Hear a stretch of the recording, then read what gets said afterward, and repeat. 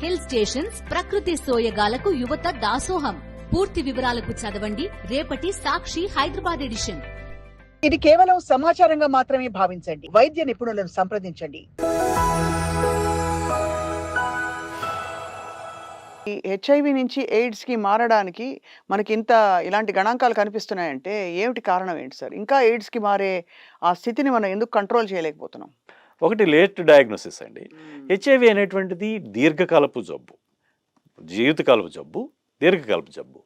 హెచ్ఐవిలో ఇప్పుడు మనం ఈ కొత్త గణాంకాలు ఇప్పుడు 2023 చివరి నాటికి ఉన్నటువంటి లెక్కలు తీసుకుంటే ప్రపంచవ్యాప్తంగా 1981 నుంచి ఇప్పటి వరకు 43 సంవత్సరాల కాలంలో 8,84,00,000 మంది ఈ జబ్బు బారిన పడ్డారు, హెచ్ఐవి బారిన పడ్డారు. ఈ 8,84,00,000 మందిలో 4,23,00,000 మంది ప్రాణాలు కోల్పోయారు ఈ 43 ఏళ్లలో. ప్రపంచవ్యాప్తంగా 2023 చివరి నాటికి 3,99,00,000 మంది హెచ్ఐవి జబ్బుతో బాధపడుతున్నారని గుర్తించారు. సో 3,99,00,000 మంది బాధపడుతున్న వాళ్ళు, 4,23,00,000 మంది ఈ 43 ఏళ్ళలో చచ్చిపోయిన వాళ్ళు లెక్కేసుకుంటే 8,22,00,000 మంది ఉన్నారు.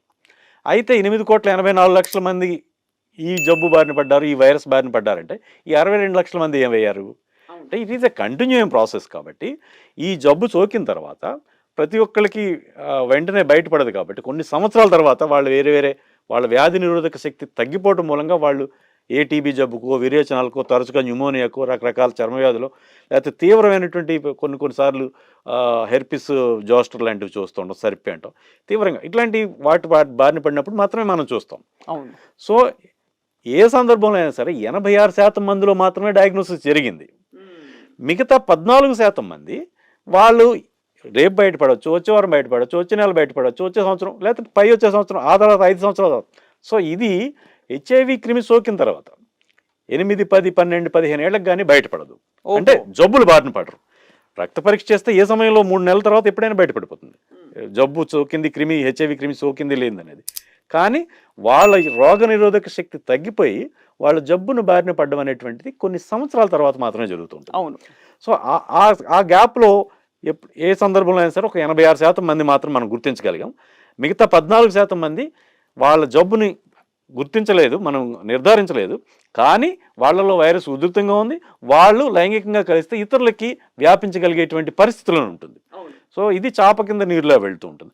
సో ఇక్కడ ఇన్ఫెక్షన్స్ డిసీజెస్ సంబంధించి ఒక మాట చెప్తూ ఉంటాం, nobody is safe until everybody is protected అంటాం. Until every one is protected. అందరి నుంచి ఈ జబ్బు మొత్తంగా పోతే తప్ప ప్రతి ఒక్కరికి థ్రెట్ ఉన్నట్టు ఏమాత్రం కొద్దిగా ఉన్నా వేరే వాళ్ళకి వ్యాపించవచ్చు, వేరే వాళ్ళు వ్యాపించవచ్చు. ఆ వేరే వాళ్ళు మనమే కావచ్చు, సో మీరే కావచ్చు, నేనే కావచ్చు, ఎదుటి వాళ్ళు కావచ్చు, ఎవరైనా కావచ్చు. సో అందువల్ల ఈ జబ్బు అనేటువంటిది మానవ యొక్క సహజాతంతో ముడిపడి ఉంది. కాబట్టి ఏదైతే ఆకలి, తిండి, నిద్ర, మైథునం, ఈ మైథునంతో ముడిపడి ఉంది. కాబట్టి ఈ జబ్బు మనం పోగొట్టడం అనేది అసాధ్యమైన విషయం.